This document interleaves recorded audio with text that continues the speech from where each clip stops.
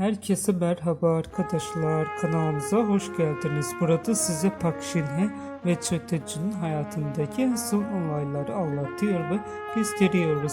Onlar şu tür film ve dizilerde tanınıyorlar. Güzelsin, Mirasçılar, Pinokyo, Doktorlar, İlham Hatırası, Canlı Aramak, Sisofis Efsane. 7 Mart 2018'de Park'ın 2017'nin sonundan beri aktör Çöteci ile ilişkisi olduğu doğrulandı. 23 Kasım 2001 yılında Park'ın hamile olduğu ve Çöteci ile evlenmeye hazırlandığı açıklandı. 22 Ocak 2022 yılında Selideki bir kilise töreninde arkadaşlarının ve ailelerinin huzurunda evlendiler. 31 Mayıs 2002 yılında ilk çocukları bir erkek çocuğu dünyaya getirdi. İlginiz için hepinize teşekkür ederim arkadaşlar.